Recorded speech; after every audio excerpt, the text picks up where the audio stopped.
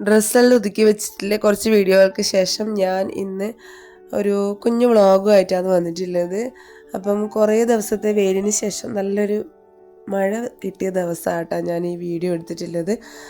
നല്ല രസമാണ് ഇങ്ങനെ മഴ പെയ്യുന്നത് കണ്ടുകൊണ്ടിരിക്കാൻ വേണ്ടിയിട്ട്.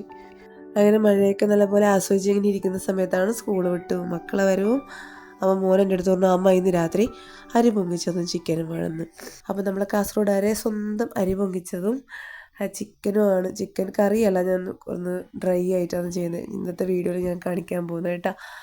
അപ്പോൾ എങ്ങനെയാണ് ഉണ്ടാക്കുന്നത് നിങ്ങൾ ശ്രദ്ധിച്ച് കാണുക. നല്ല ഈസി ആയിട്ട് എളുപ്പത്തിൽ, ഈസി തന്നെ എളുപ്പവും അപ്പോൾ ഈസി ആയിട്ട് ഉണ്ടാക്കാൻ പറ്റുന്ന നല്ല സൂപ്പർ റെസിപ്പിയാണ്. വലിയ പണിയൊന്നുമില്ല, നല്ല ടേസ്റ്റായിട്ട് കഴിക്കാനും പറ്റും.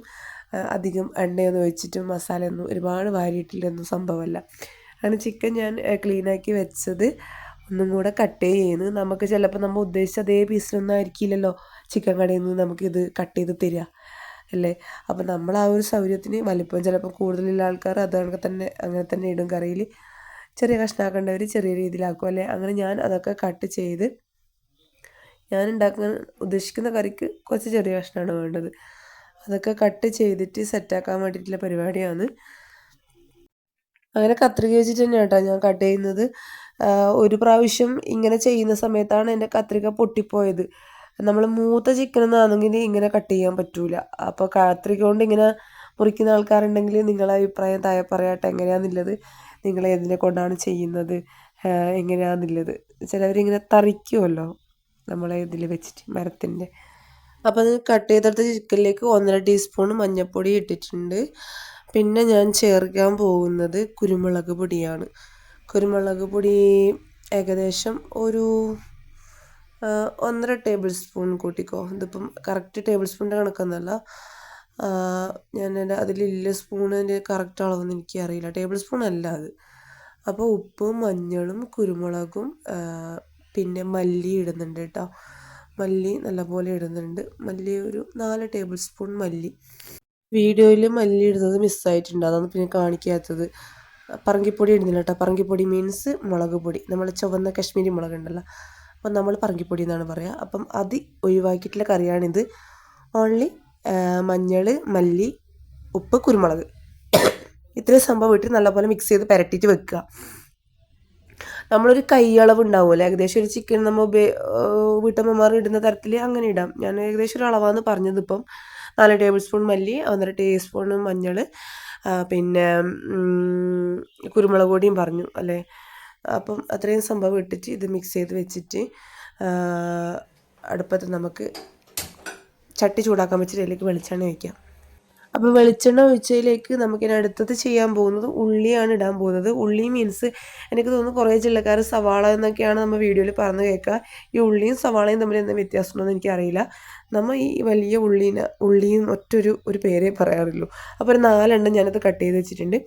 ഇത് കട്ട് ചെയ്ത് വെച്ചത് ജസ്റ്റ് ഒന്ന് വഴറ്റിയതിന് ശേഷം നമുക്ക് കറിവേപ്പില ഇടാം. കറിവേപ്പില ഇട്ടിട്ട് തേങ്ങ ചിരകി വെച്ചത് ഒരു 250 ml കപ്പ് മതിയാവും തേങ്ങ. ഏകദേശം ഒരു കണക്കാണ് ഞാൻ പറയുന്നത്. ആ തേങ്ങയും കൂടെ ഇട്ടിട്ട് ഇത് നല്ലപോലെ വഴറ്റി ഒരു ബ്രൗൺ നിറമായിട്ട് വരണം. നല്ല ബ്രൗൺ അങ്ങനെയല്ല, ഒരു ബ്രൗൺ നിറമായിട്ട് വരണം. അതായത് നമ്മൾ ഉള്ളി ഫ്രൈ പോലെ ആയിട്ടില്ലെങ്കിൽ ഒരു മധുരം വരും. ആ മധുരം ഉണ്ടാകാൻ പാടില്ല കറിക്ക്. അപ്പോൾ ആ ഒരു ബ്രൗൺ കളറാകുന്ന സമയത്ത് നമുക്കൊരു 2-3 പച്ചമുളക് ഇട്ട് കൊടുക്കുക. അത് ഒരാളെ എരിവിനനുസരിച്ചാണ്. മൂലം പൂരാടാവണമെന്ന് താല്പര്യമുള്ളവർക്ക് കുറച്ചും കൂടെ മുളക് ഇട്ടാൽ കുഴപ്പമില്ല. എരിവ് കുറച്ച് മതിയെന്ന് താല്പര്യമുള്ളവർക്ക് ഇത്രയും മുളക് മതിയാവും കേട്ടോ. അപ്പം ആ പച്ചമുളകും കൂടെ ഇട്ട് കഴിഞ്ഞതിന് ശേഷം ഒന്ന് അതിനെ വഴറ്റി ഒന്ന് നല്ല കുട്ടപ്പനാക്കി കഴിഞ്ഞിട്ടാകുമ്പോൾ നമുക്ക് എന്ത് ചെയ്യാം, അതിലേക്ക് ചിക്കൻ, നേരത്തെ നമ്മൾ മസാല പുരട്ടി വെച്ച ചിക്കൻ ഉണ്ടല്ലോ, ആ ചിക്കൻ അതിലേക്ക് അങ്ങ് സ്മൂത്തായിട്ട് ഇട്ട് കൊടുക്കുക. അപ്പം അവരെല്ലാവരും കൂടി ഒന്ന് ഒരുമിച്ച് നല്ലൊരു ഒരുമയിലിരിക്കട്ട്. ഏത് ഈ ഉള്ളിയും മുളകും കറിവേപ്പിലയും തേങ്ങയും. അപ്പം ഇവരെ എല്ലാം കൂടി ഒന്ന് മിക്സാക്കി കൊടുത്തിട്ട് നമ്മൾ പാത്രം വെച്ച് അടച്ചു കൊടുക്കണം കേട്ടോ. ഞാനിതിൽ ഒരു തുള്ളി ഈ കറിയിൽ വെള്ളം ഒഴിക്കുന്നില്ല. സോറി, ഇതിൻ്റെ ഇടയിൽ തക്കാളി ഇടുന്നുണ്ടൊക്കെ പറയാൻ വിട്ടുപോയിട്ടാ. അതായത് ചിക്കൻ ഇടുന്നതിന് തൊട്ട് മുന്നായിട്ടാണ് ഞാൻ തക്കാളി ഇട്ട് കൊടുക്കുന്നത്. തക്കാളി ഇട്ടിട്ട് ചിക്കനും കൂടെ ഇട്ട് എല്ലാം കൂടി ഒന്ന് മിക്സാക്കി അടച്ച് വെക്കുക. ചിക്കനിൽ തന്നെ ഉണ്ടല്ലോ ഒരു വെള്ളം, ആ വെള്ളം ഊറി വരും. അങ്ങനെയാണ് ഞാൻ ഈ കറി ഉണ്ടാക്കുന്നത്. ഒരു തുള്ളി വെള്ളം ഇതിൽ ചേർക്കുന്നില്ല. അത് നല്ല ഡ്രൈ ഫ്രൈ ആയിട്ട് ഇങ്ങനെ വരണ്ട് കിട്ടും. അതാണ് ഈ ഒരു കറീൻ്റെ പാകം എന്ന് പറയുന്നത്. പാകം എന്ന് പറയുമ്പം ചിക്കൻ വേവുന്ന വരെയുള്ള കാര്യമാണ് പറയുന്നത്. നമ്മളിങ്ങനെ ഇട്ട് കൊടുത്താൽ അത്ര ചിക്കൻ വേവാനില്ല വെള്ളം ചിക്കനിൽ തന്നെ ഉണ്ട്. അപ്പോൾ ലാസ്റ്റ് എല്ലാം കൂടി ഇളക്കിയിട്ട് ഇങ്ങനെയാണ് ഇതിൻ്റെ ഒരു കോലം എന്ന് പറയുന്നത്. കണ്ട, അപ്പം ഇതൊന്നും കൂടി ഡ്രൈ ആക്കി എടുക്കുക. പിന്നെ മല്ലിയില ഉണ്ടെങ്കിൽ, ഞാൻ ഇത് ഉണ്ടാക്കുന്ന ദിവസം എൻ്റെ കയ്യിൽ മല്ലിയില ഉണ്ടായിരുന്നില്ല, അതുകൊണ്ട് മല്ലിയില ഇട്ടിട്ടില്ല. ലാസ്റ്റ് കറിയെല്ലാം ഒന്ന് സെറ്റായിട്ടാകുമ്പോൾ മല്ലിയിലയും കൂടി ഇട്ട് കൊടുത്താൽ അങ്ങനെ നമ്മൾ ചിക്കൻ കറി റെഡിയായി. മായമൊന്നുമില്ലാത്ത നല്ല അടിപൊളി ചിക്കൻ കറി. അങ്ങനെ നെക്സ്റ്റ് ഞാൻ ചെയ്യാൻ പോകുന്നത് നമ്മളെ അരി പൊങ്ങിച്ചോറ്, അരിച്ചട്നി, അരി പൊങ്ങിച്ചത്, അങ്ങനെ എന്തൊക്കെയോ പേരിൽ ഇതിൽ അറിയപ്പെടും. അപ്പോൾ പച്ചരി വെച്ചിട്ടാണ് ഉണ്ടാക്കുക. ഞാനിപ്പോൾ എടുത്തത് നിങ്ങൾ കണ്ടിട്ടുണ്ടാവും. അതിനൊരു 3/4 കപ്പാണ് ഞാൻ അരി എടുത്തുള്ളത്. കഴുകുന്നൊന്നും കാണിച്ചിട്ടില്ല കേട്ടോ. തടുപ്പയിലിട്ട് ചേറി മനാരാക്കി വൃത്തിയാക്കി അതിനെ കഴുകി കുട്ടപ്പനാക്കി കുക്കറിലിട്ടിട്ട് ഞാൻ ഇത്രയും വെള്ളമാണ് ഒഴിച്ചിട്ടുള്ളത്. കണ്ട, 2 കപ്പ് ഞാൻ അതിൽ ഒഴിച്ചു. എടുത്ത അരിക്ക് 3/4 കപ്പാണ് ഞാൻ അരി എടുത്തിട്ടുണ്ടായിരുന്നത്. 2 കപ്പ് പിന്നെയും കുറച്ചും കൂടെ വെള്ളം ഒഴിച്ചു. ഇപ്പം നമ്മൾ ബിരിയാണി റൈസ് എടുക്കുന്നതൊക്കെ 1 കപ്പിന് 2 കപ്പ് അരി അങ്ങനെയല്ല, 1 കപ്പിന് 2 കപ്പ് വെള്ളം അങ്ങനെയല്ല, കുറച്ച് നല്ലോണം വെള്ളം എടുക്കണം കേട്ടോ. ഇപ്പം കുക്കറിൻ്റെ അരിയിൽ ഏകദേശം എത്ര മുകളിലാണ് വെള്ളം നിൽക്കുന്നത് നിങ്ങൾക്ക് ഈ വീഡിയോയിൽ വ്യക്തമായിട്ട് കാണുന്നുണ്ട്. ആ ഒരു കണക്കാണ്. അതിലേക്ക് തേങ്ങ ചിരകിയത്, കുറച്ച് തേങ്ങ ഞാൻ എടുത്തിട്ടുള്ളൂ, ഒരു 2 ടേബിൾ സ്പൂൺ മതിയാവും.